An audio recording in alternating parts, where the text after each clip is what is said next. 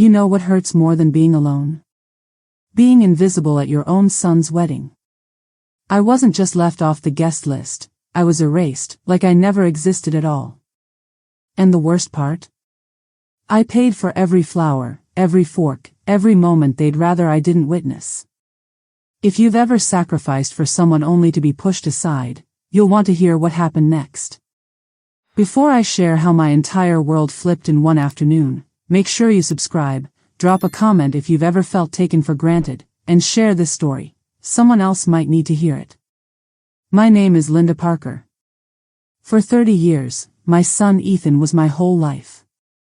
I poured every ounce of love, money, and second chance into him, especially after his father passed and it was just the two of us against the world.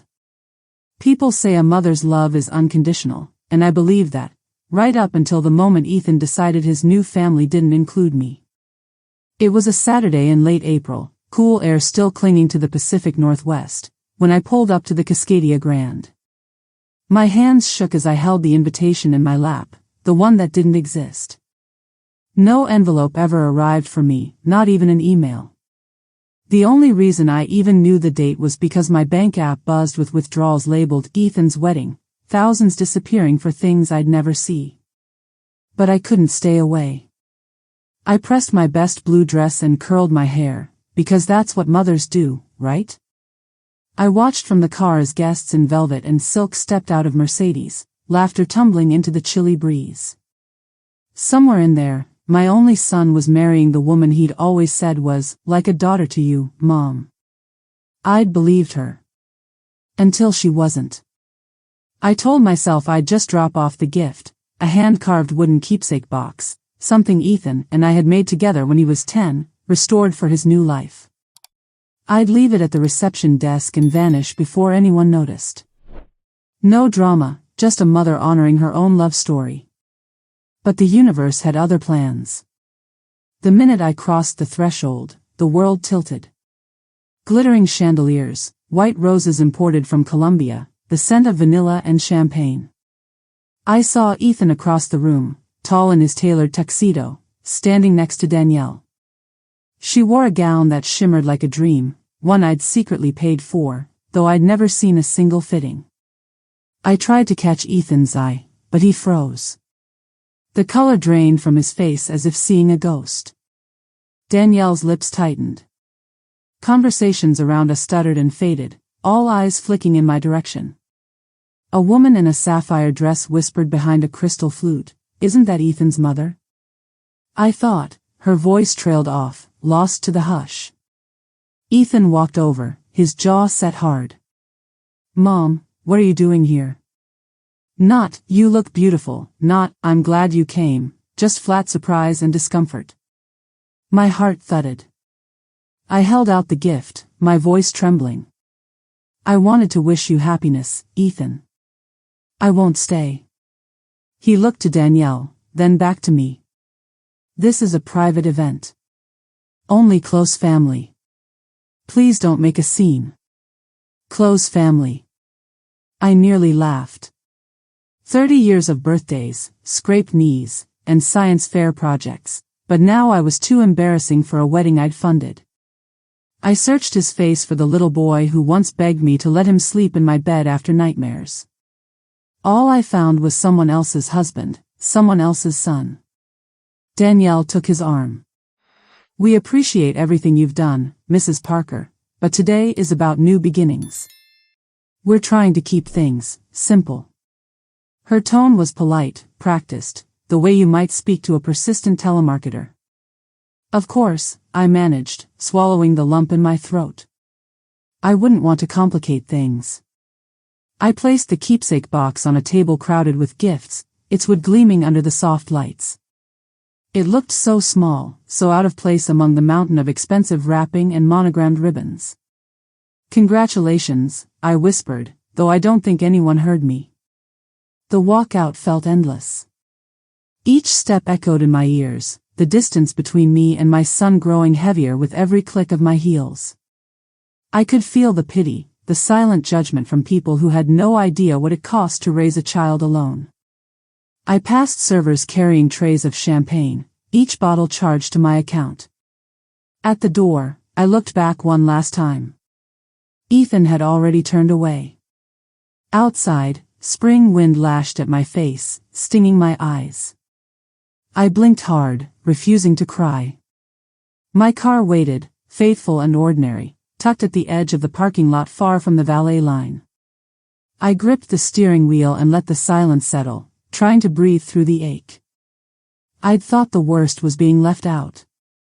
I didn't know then that my son's perfect wedding was about to unravel, and I was the invisible hand pulling every string. I sat in my car, hands shaking as I tried to start the engine. For a moment, I couldn't remember which pedal was which. The parking lot felt endless, the wedding music drifting out each time the doors opened, then fading as if I'd never been there at all. I stared at my reflection in the rearview mirror, mascara threatening to smear, hair falling from its pins. I'd rehearsed a dozen times what I'd say to Ethan if I saw him, but now that the moment had come and gone, all I felt was hollow. In my purse, my phone buzzed. A new charge, $3,250, Danielle's bridal makeup and hair team. I almost laughed, the bitterness burning at the back of my throat. I scrolled further, $8,700, white rose florals, $12,500, venue final payment. Each line item felt like a tally mark, a receipt for love given and never acknowledged. I remembered the first time Ethan held my hand, his tiny fingers clinging to mine at his kindergarten play, nervous and excited. He'd looked for me in the crowd, beaming when he found my face. Now, I wondered if he'd even notice if I vanished entirely. I couldn't drive home. My apartment would be too quiet, and the questions would come, the "how was the wedding?" from my neighbor, the missed call from my sister back in Chicago, the silence from Ethan that would last days, maybe weeks. Instead, I just sat, breathing in the scent of the air freshener, letting the wedding's laughter drift in through my cracked window. I thought of the years after his father died, how Ethan would curl up on my lap and whisper, "Don't ever leave me, Mommy." I remembered the double shifts, the overtime, the nights I fell asleep with bills spread across the kitchen table, calculating how to afford new cleats, or a field trip, or a birthday party at the bowling alley. Every time, I told myself it was worth it. Every time, I believed one day he'd understand. But what do you do when your whole life's investment in love comes back unpaid? I wiped my eyes and steadied my breathing. My phone buzzed again, this time, a call from the catering company. I hesitated, then picked up, voice carefully composed. "Hello, this is Linda Parker." "Mrs. Parker, this is Melissa from Harvest Moon Catering. I wanted to confirm tomorrow's payment for the wedding reception. We've not received the final authorization, and the event is underway." I heard the faint clatter of silverware and laughter in the background. I pictured the towering wedding cake, the trays of hors d'oeuvres, the guests swirling in chiffon and black tie. I pressed my lips together. "There's been a change," I said, my tone calm even as my hands trembled. "I'll be revoking all pending payments for the Anderson Parker event, effective immediately." A pause. "I'm sorry, did you say revoke?" "We're in the middle of serving dinner." "The main course." "Yes. I understand it's difficult, but circumstances have changed." She stuttered, "But Melissa, I suggest you speak to the venue coordinator and the couple. I can't authorize any further payments." I hung up, heart pounding, and scrolled to my banking app. With quick, decisive taps, movements I'd practiced 1,000 times, but never for this reason, I halted the auto payments, florals, linens, live jazz band, valet, photographer. In that moment, I felt a strange calm settle over me. For the first time in years, I wasn't just Ethan's mother, I was my own person again. I was Linda. Outside the venue's grand windows, I watched as a flurry of movement began. Staff gathering in huddled groups, the florist's van pulling up to the curb. I could imagine Danielle's confusion, Ethan's frustration as the perfect wedding started to unravel, thread by thread. It wasn't revenge. Not really. It was a reckoning, a forced pause for everyone who'd forgotten where all this beauty had come from. My phone rang again, this time a number I didn't recognize. I let it go to voicemail. Inside, the music faded and then stopped abruptly. Through the frosted glass, I saw the silhouette of Ethan's best friend, arms raised in a helpless gesture. I wondered if anyone would remember to look for me, to wonder why the flowers were being whisked away, why the servers disappeared with trays half-filled. I'd always believed that kindness was its own reward, but as I watched the chaos grow, I wondered if maybe, sometimes, love needed boundaries. I thought of all the nights I'd waited up for Ethan to come home, trusting him to make good choices. Now, I'd trusted him to include me, to honor what we'd shared. Maybe that was my mistake. The sky had turned the color of old bruises, dark purple clouds gathering over the city. I took a deep breath, started my car, and drove away from the sound of unraveling dreams. I didn't know what would happen next, but for the first time, I let myself hope that maybe, just maybe, this was the beginning of something real, for both of us. I didn't drive straight home. Instead, I found myself circling the city, headlights painting gold streaks across empty intersections. My mind raced, every memory jostling for space, the early years of scraped knees and birthday wishes, the later ones of silences and stilted phone calls. I'd spent my entire life telling Ethan he could do anything.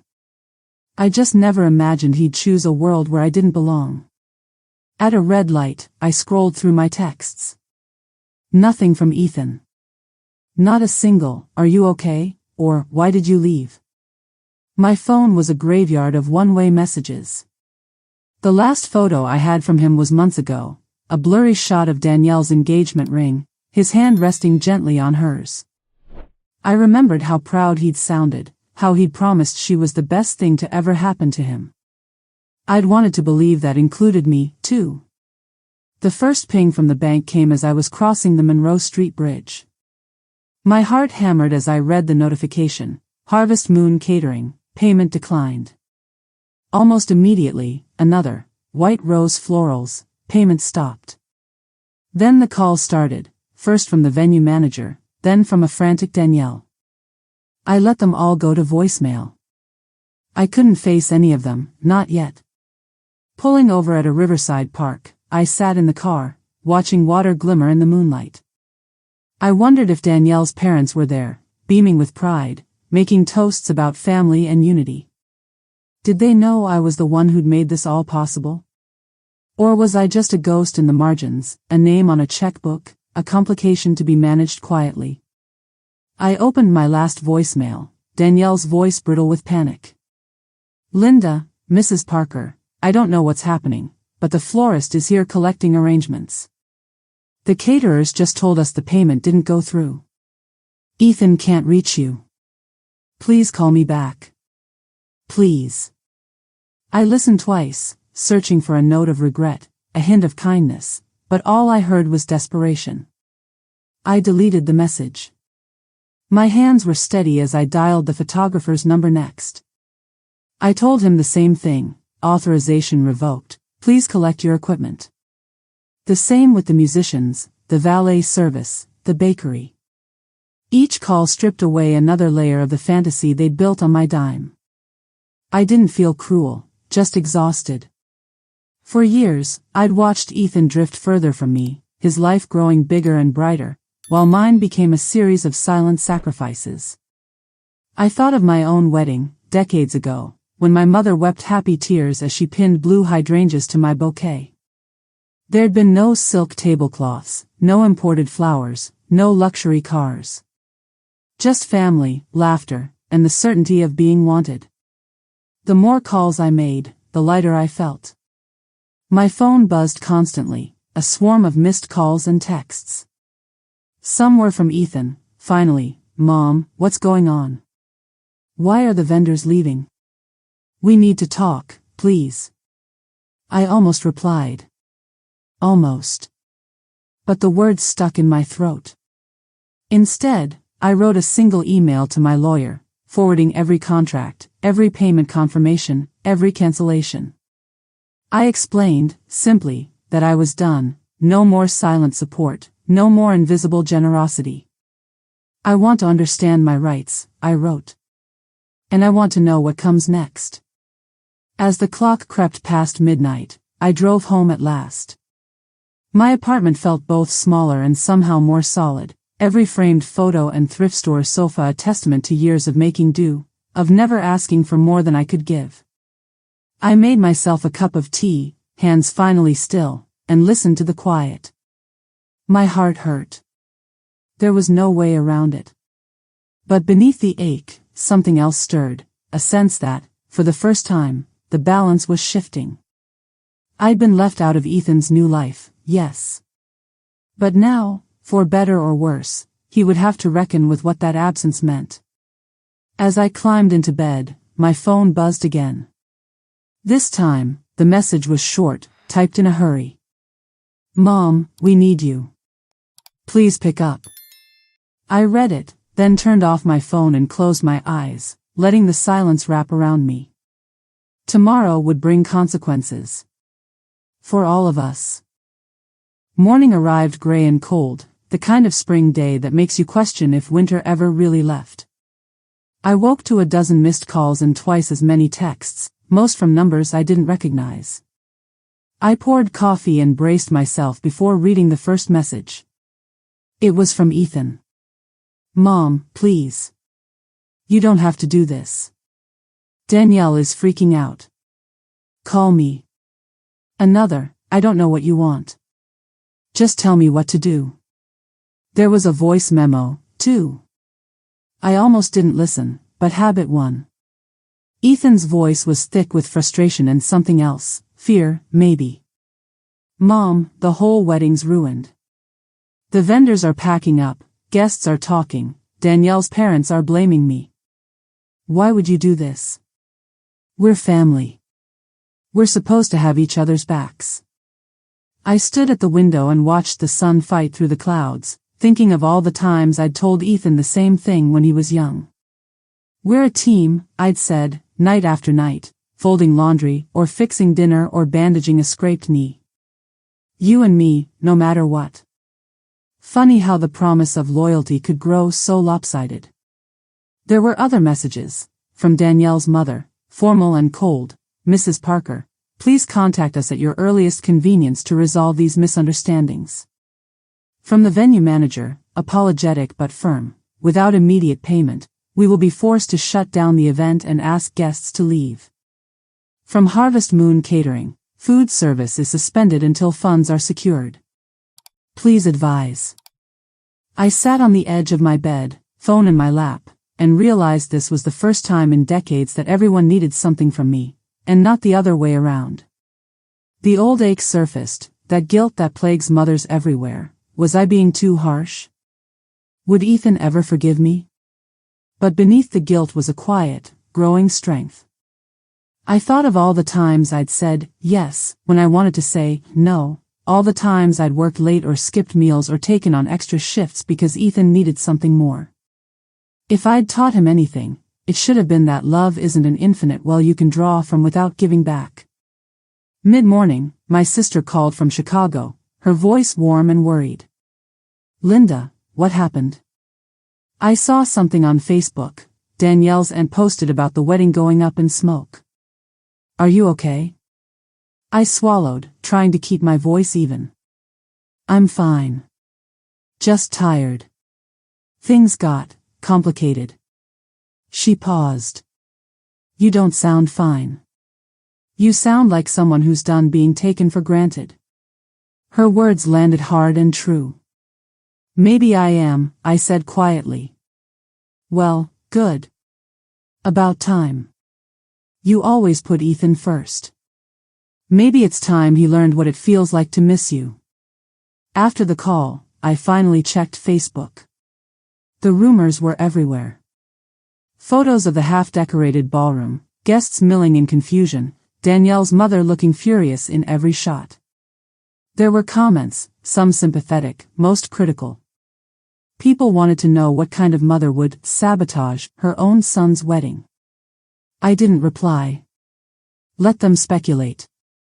Only Ethan and I knew the real story, the years of sacrifice, the slow drifting apart, the phone calls that were more about money than love.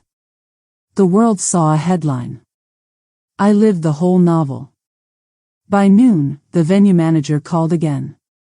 Her voice was tense but polite. Mrs. Parker, we need a decision. We can't continue the event without payment. The Andersons are saying you're responsible. I took a deep breath. I'm not paying another cent. The account is closed. There was a long pause, then a sigh. Understood. I hung up and felt, for the first time in years, a sense of finality. I wasn't just withdrawing money. I was withdrawing myself, from their expectations, from their endless demands, from being the invisible backbone of a life that had no room for me. That afternoon, the first apology came, not from Ethan, but from Danielle. She called, her voice small and brittle. Mrs. Parker, I know you must be upset. I'm sorry for how things turned out. I just thought, it would be easier this way. For everyone. I wanted to believe her, but I heard only self-preservation. Easier for whom? I asked softly. For Ethan. For the family. We just wanted a fresh start. I let the silence answer for me. After the call, I lay down and let myself cry, not for the money, not for the wedding, but for the little boy I used to know, and the woman I had become. It hurt, but it also healed. I'd done what I needed to do. And as the afternoon faded into evening, I realized I was no longer waiting for someone else to choose me. I had finally chosen myself. Sleep didn't come easy that night. Every time I closed my eyes, scenes from the wedding replayed in my mind, Ethan's cold stare, Danielle's forced smile, the sea of strangers I'd paid to feed. But underneath all that pain, I felt a strange clarity settling in, a realization that this wasn't the end of anything. Maybe it was the start of something I should have faced a long time ago. By sunrise, I was already up, pacing my kitchen, a mug of coffee growing cold in my hands. I stared out the window as early light crept over the city. My apartment was still, the ticking clock the only sound. This silence wasn't the suffocating emptiness I'd feared, but something steadier. Something that felt like relief. My phone buzzed. Not a call this time, but a calendar reminder, automatic transfer, Ethan wedding final payment. I opened my laptop, brought up my banking records, and started scrolling. The numbers were staggering, tens of thousands here, another chunk there. Flowers, venue, catering, cake, tuxedos, and on and on. As I clicked through the statements, I realized I'd never stopped to add up what all those sacrifices meant. Not just the money, but years of missed vacations, skipped birthdays, shoes that went unbought, nights spent worrying instead of sleeping. I clicked open a blank spreadsheet and started to fill it in. Item by item, date by date. White Rose Florals, $8,700. Harvest Moon Catering, $14,300. Cascadia Grand Ballroom, $23,000. Wedding dress, $6,500, plus alterations and insurance. The list grew until my eyes blurred, the total climbing higher than I'd dared to admit. And this wasn't even counting Ethan's college tuition, his first car, the down payment for his apartment when he moved out, all the years of groceries and electricity and doctor's bills. A wave of sorrow washed over me, not for the money, but for the years. For all the time I'd given without ever expecting a receipt. Suddenly I wanted a record, not to hold over Ethan's head, but to remind myself that my life had value, too. As I finished the list, another email pinged, a message from my attorney, confirming that all wedding-related payments had been successfully canceled and advising me to document every expense and correspondence in case anyone tried to dispute the charges. I replied with a thank you, then attached my growing spreadsheet, each cell a testament to a mother's quiet devotion. Mid-morning, the phone rang again. This time it was Ethan. I hesitated, thumb hovering over the screen, then answered. He sounded exhausted, voice hoarse, edges frayed. "Mom, we need to talk. Everyone's angry. Danielle's parents are threatening to sue. The venue says we can't get our deposit back. Why are you doing this?" There was no accusation in his tone, just confusion and fatigue, as if the weight of adulthood had finally landed on his shoulders. I took a slow breath, steadying my voice. "Ethan, I spent my entire life giving you everything I had. I paid for your wedding because I wanted you to be happy. But I wasn't even allowed to be there. You made that choice. I'm just making mine." He was quiet for a long moment. I could hear him breathing, struggling to find the right words. "I didn't mean for it to be like this. Danielle said it would be better if things were simple." "Simple for who?" I asked softly. "I guess for her. For everyone. I don't know." His voice cracked. "I just didn't want any drama." I almost laughed, the irony too sharp. "You can't build a life by pretending the hard things don't exist, Ethan. You can't just erase people when it's convenient." He sighed, defeated. "What do you want me to do?" I thought for a moment, then spoke the truth I'd never dared to say before. "I want you to remember who raised you. I want you to understand what it means to love someone, really love them, not just when it's easy. I want you to learn that gratitude isn't just a feeling, it's an action. And I want you to stop treating me like an ATM." His breath hitched, a sound I hadn't heard since he was a boy. "I'm sorry, Mom. I really am. I got lost." For the first time in years, I heard the son I remembered, raw and vulnerable. My own voice softened. "We all get lost, Ethan. But it's how you find your way back that matters." We ended the call quietly, without resolution, but something in the air had shifted. I wasn't just Ethan's mother, waiting for scraps of affection. I was Linda Parker, a woman who had built a life from nothing, and it was time I started living for myself. As the afternoon sun slanted across the kitchen table, I gathered the folders of receipts and printed out my spreadsheet. I put everything in order, filing each page like evidence in a trial only I would ever judge. For the first time in my life, I felt seen, if only by myself. It wasn't long before the world outside our family started paying attention. By the next morning, my inbox was flooded, not just with overdue bills and vendor complaints, but with subject lines that made my heart pound. "Wedding disaster goes viral, mother accused of ruining son's big day." I didn't need to check social media to know what they were saying about me. My sister texted again, "Linda, you're trending in all the wrong ways. Are you okay?" I opened Facebook out of morbid curiosity. There were pictures of the half-empty ballroom, flowers being carted out, the wedding cake left uncut. There were guests in suits and sequin dresses, clustered in anxious knots. Danielle's aunt had posted a teary selfie captioned, "Never seen anything so cruel. Pray for our family." Underneath, hundreds of comments, most from people I'd never met, some defending me, most rushing to judgment. "What kind of mother does this?" one read. Another, "She must be bitter. Jealous, maybe." A few dared to ask, "Where's the other side of the story?" I didn't bother replying. I just sat in the glow of my laptop, the parade of strangers' opinions washing over me like cold rain. I reminded myself of what was true: no one at that wedding had wanted me there, not even my son. I was the scapegoat now, the villain in someone else's tragedy. By lunchtime, the local news had picked up the story. A reporter left a voicemail asking for an interview, just to clarify your side. I deleted it. There would be no made-for-TV apology, no teary press conference. The world could think what it wanted. I knew the truth, and for once, that was enough. Still, the fallout hit harder than I'd expected. My job at the community college, usually a refuge, became awkward. Colleagues offered tight-lipped smiles, the kind reserved for people who've survived something scandalous. Even my supervisor called me in for a check-in. She looked uncomfortable.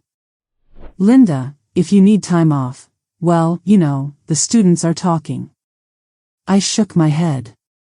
"I'm fine." "Really? Let them talk." She gave a weak smile. "People move on quickly.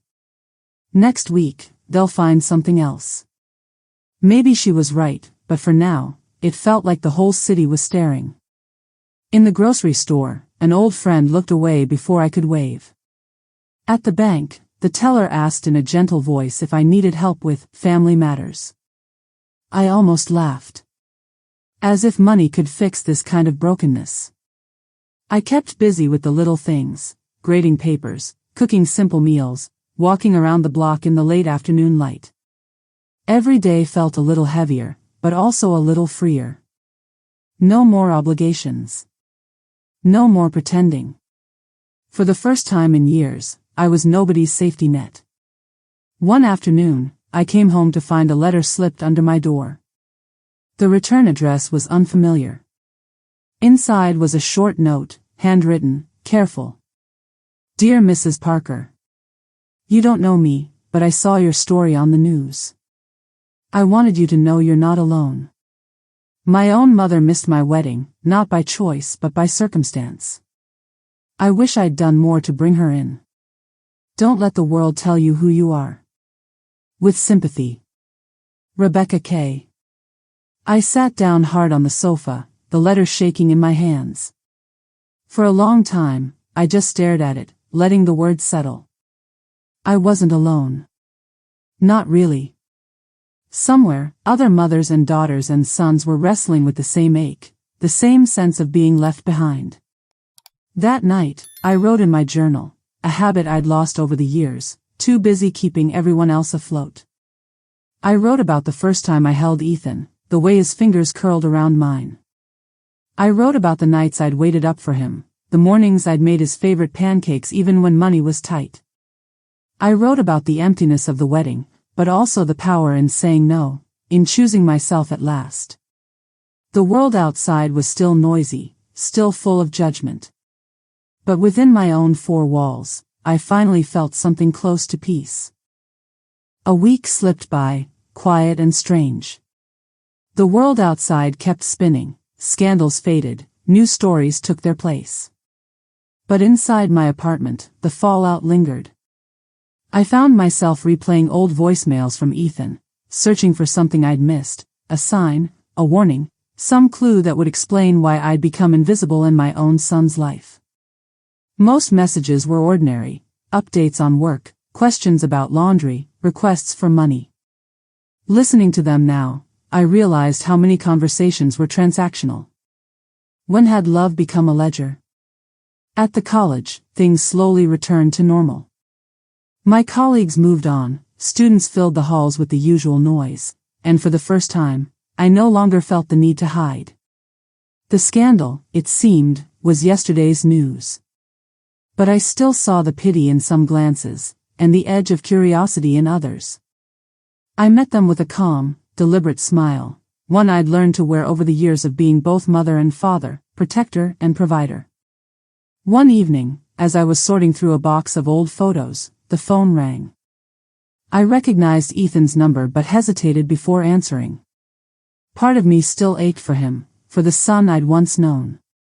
Another part wondered if I was ready for whatever would come next. "Hi, Mom." His voice was softer, thinner, almost like a stranger's. "Hi, Ethan." I waited, the silence thick. I got your spreadsheet.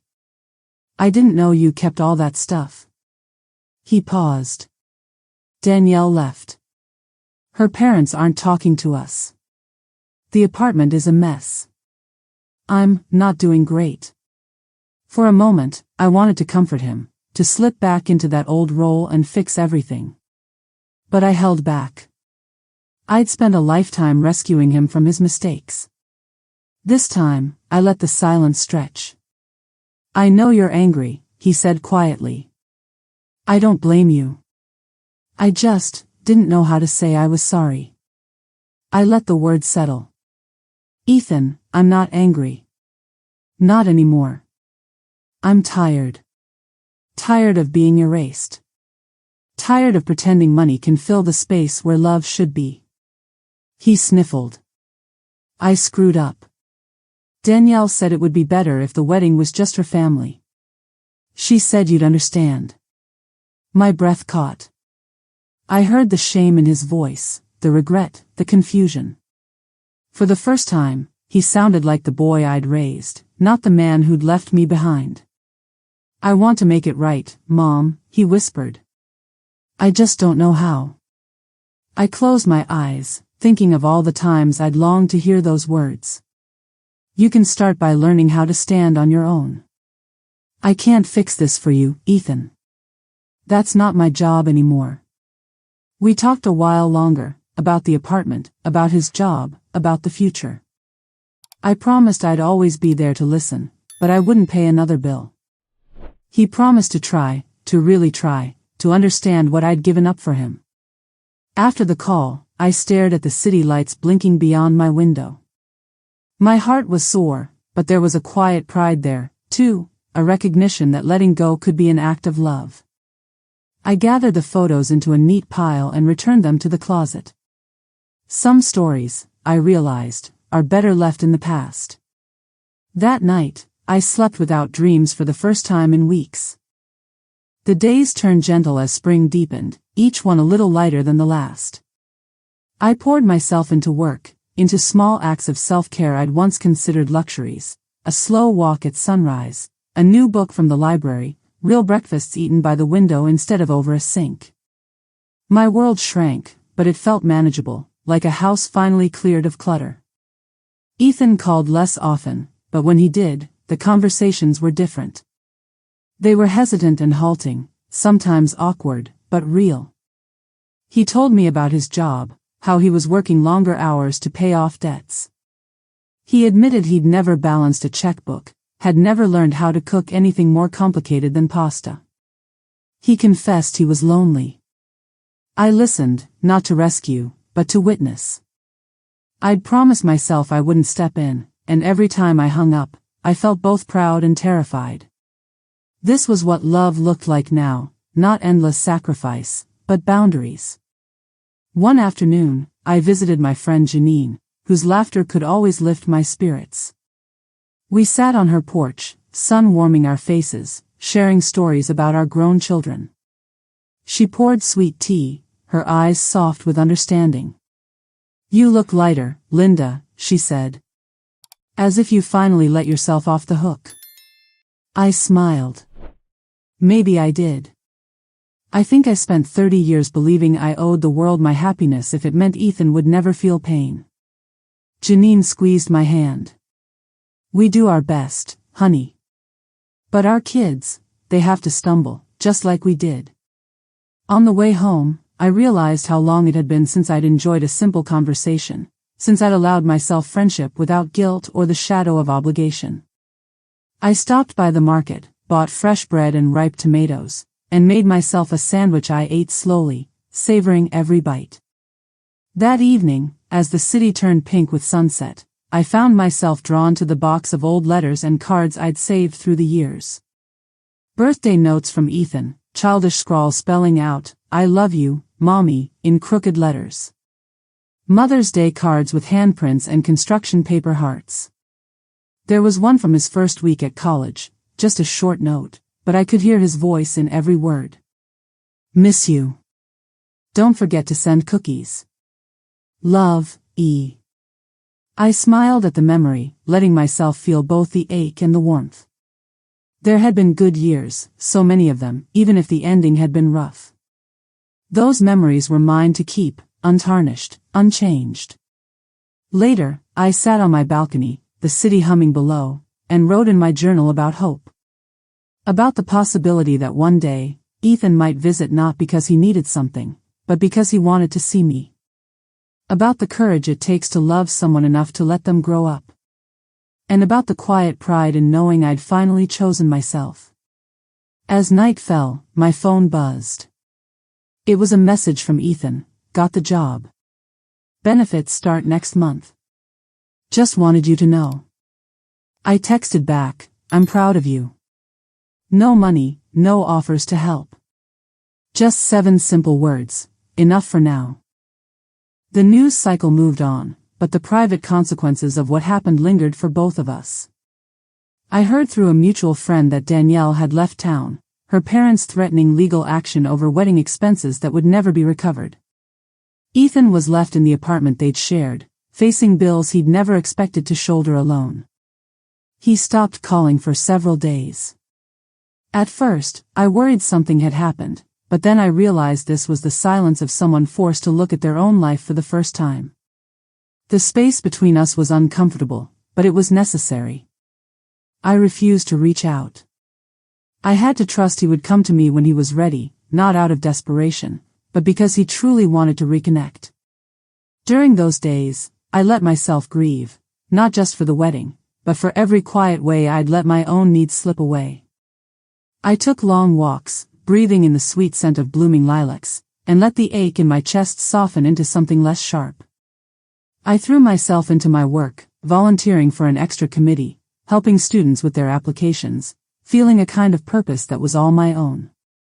It was a Thursday night when Ethan finally called again. His voice was different this time, strained, but also clear, like someone who'd walked through a storm and come out the other side. Hey, Mom. Hey, Ethan. He was quiet for a long time. I lost a lot this month. Danielle, the apartment, my friends barely talk to me. I keep thinking about everything that happened. About how I treated you. I'm not proud of it. I listened, letting him find his way. I started seeing a counselor, he continued, almost shy. He told me to write down every person I'd hurt and why. Your name was at the top. I realized I don't even know how to apologize for everything, not just the wedding, but all the times I took you for granted. My chest tightened with equal parts sadness and hope. Apologies are a place to start, I said. But what matters is what you do next. He was crying now, the tears coming unguarded. I want to do better. I want to be someone you're proud of again. I was quiet, letting his words fill the space. For the first time in a long while, I felt like we were speaking as equals, 2 adults, both battered by disappointment, but both still standing. We talked late into the night, about his job, about the mess he was sorting through, about how hard it was to start over. I didn't promise to fix anything. I didn't offer money or advice unless he asked. Instead, I let myself be just a mother, listening, encouraging, believing he could figure it out. After we hung up, I made tea and stood by the window, watching the city below. I felt something inside me shift, as if the last weight I'd been carrying was finally set down. I could love Ethan, fiercely and unconditionally, but I no longer had to lose myself in the process. In the stillness, I made a promise to myself, from here on, would keep the balance. I would let my love be strong, but never silent. I would stand in my own life, proud and whole, whether anyone else noticed or not. The next weeks unfolded slowly, marked by routines that felt both familiar and completely new. I saw Ethan in person for the first time since the wedding. He called ahead, voice steady but nervous, asking if he could come by. I agreed, with no idea how I'd feel seeing him after all we'd been through. When he arrived, he stood in my doorway like a boy on his first day of school, uncertain and small in a way I hadn't seen since he was 10. I smiled and stepped aside, and we sat at my kitchen table, sunlight pouring through the window, 2 mugs of tea between us. He looked older, I realized. There were shadows under his eyes, and a new cautiousness in the way he moved. But there was also something else, a quiet determination, a willingness to face what he'd run from for so long. We talked about little things at first, work, groceries, the weather. Then, slowly, the conversation edged toward what really mattered. He apologized again, this time with more words and less shame. He talked about the ways he was trying to grow, how hard it was to admit when he was wrong, and how much he wished he could go back and change things. I listened without interrupting, letting him speak his truth. When he finished, I reached across the table and squeezed his hand. "We can't rewrite the past, Ethan. But we can build something new, if you want to." He nodded, tears in his eyes. "I do. I really do, Mom." We spent the afternoon going through old photo albums, pictures from birthdays and holidays, his first bike ride, the two of us bundled up in the snow. For every happy memory, there was a story behind it, some little struggle or sacrifice that I'd long since tucked away. I realized, as we laughed and reminisced, that forgiveness wasn't a single act. It was a practice, a decision I'd make over and over, for both of us. Later, we made dinner together. It wasn't fancy, just pasta and salad, but it was the first meal we'd cooked side by side in years. There was an ease to it, a sense of companionship I'd missed. As we ate, Ethan told me about therapy, about his plans to pay off debt, about maybe going back to school. He didn't ask for help, and I didn't offer. That was a boundary we both respected now. When he left that evening, he hugged me, really hugged me, like he used to when he was little. "Thank you for not giving up on me," he whispered. I held him close, then let go. "Thank you for coming back." After he left, I stood at the window and watched the last light fade from the sky. My heart felt full, not because everything was fixed, but because something new was finally beginning. It wasn't the life I'd imagined, but it was honest, and it was ours. I wrote in my journal that night, "Love is not a debt to be repaid, nor a guarantee of gratitude. It is a risk, an act of faith." And for the first time in a long while, I was glad I'd taken it. Time moved differently after that day. Not everything healed overnight, but something fundamental between us had shifted. Ethan and I spoke regularly now, our conversations deeper and more honest than they'd been in years. There were still awkward moments, still wounds that twinged when prodded, but we faced them together. No more pretending, no more silent expectations. Ethan updated me on his progress, paying down debts, taking on freelance projects, and even signing up for a community college class in accounting. "I want to know where my money's going," he joked one evening, and we both laughed, the sound easy and real. But there were setbacks, too. Danielle's parents moved forward with their threats, sending legal notices about the wedding expenses. Ethan handled most of it himself, only calling for advice when he was truly overwhelmed. I listened, sometimes offering a suggestion, but never stepping in to take control. That was the lesson we both had to learn, the line between helping and enabling. I watched him struggle and stumble, but also stand back up each time. I realized how hard it must have been, in a world that measures worth by success and independence, for Ethan to ask for forgiveness, not just from me, but from himself. I found my own life growing, too. I joined a book club, started hiking on weekends, and even signed up for a pottery class. My home was brighter, less cluttered with old regrets. I kept up my journal, filling pages with stories and memories, gratitude and grief. Sometimes I wrote letters I'd never send, just to put words to the complicated love I still felt for my son. One Saturday, Ethan invited me to his new apartment, a smaller place, but one he could afford on his own. It was neat, a little sparse, but filled with light. He made coffee, and we sat on folding chairs, sharing stories about our separate weeks. It struck me then, this was adulthood, messy and humble, but honest. On the way out, I noticed a framed picture on his bookshelf, one of us from years ago, grinning on a summer afternoon, sunburned and happy. For all that had been lost, not everything was gone. As I walked home, the city felt different, warmer, somehow, as if the world had made space for both of us to start over. I passed neighbors who waved, stopped to admire the flowers blooming along the sidewalk, and let myself hope that this new chapter, however imperfect, was one worth living. That night, I called Ethan just to say goodnight. No agenda, no crisis, no request for help. Just a mother's voice, steady and sure. "I'm proud of you," I told him, and meant every word. After I hung up, I stood by the window, moonlight spilling across the kitchen floor. Trust, I realized, wasn't a single moment of forgiveness or a dramatic reconciliation. It was built, quietly, in the ordinary days, the texts, the talks, the honest apologies, the shared silences. That was the shape our family would take from now on.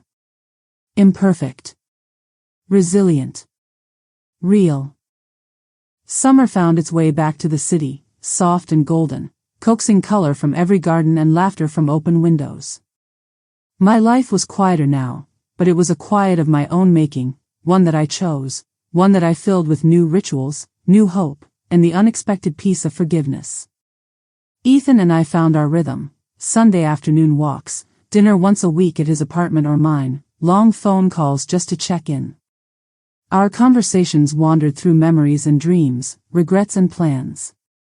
Sometimes we stumbled, sometimes we hurt each other by accident, but always we returned, each time a little braver, a little more honest.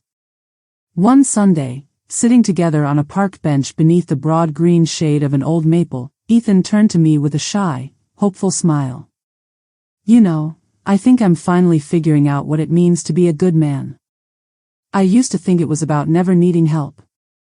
Now I know, it's about being grateful for the help you get, and never forgetting where you came from." I smiled, brushing a strand of hair from his forehead, just as I'd done when he was small. "We're all learning, sweetheart. Every single day." We watched children playing in the distance, their laughter rising like music. For a moment, I allowed myself to imagine the years ahead, not perfect, not easy, but real. I thought about the woman I'd been, invisible, overlooked, always giving. And I thought about who I was now, seen, chosen, finally strong enough to ask for love in return. At home that evening, I opened my old keepsake box, the one I'd intended as a wedding gift, the one I'd set down among other people's presents and never reclaimed. Inside was a single note, folded and faded from time: "For every sacrifice you make, may life give something beautiful in return." Tears pricked my eyes, but they were gentle, cleansing, the kind that signals something has finally been released. I put the note back, closed the lid, and placed the box on my kitchen shelf, a reminder that even the most painful endings can become the beginning of something new. As I sit here now, sharing my story with you, I wonder how many others have felt invisible in their own lives. How many mothers, fathers, sons, and daughters have stood on the edge of family, hoping to be invited back in. If my words find you tonight, if you know the ache of giving more than you receive, or the fear of asking for a second chance, know this: it's never too late to begin again. Thank you for walking this journey with me. If my story moved you, please let me know in the comments below. Share this video with someone who needs hope, and don't forget to subscribe for more stories about real life, real love, and the courage to start over. Your voice matters, your story matters, and you are never, ever alone.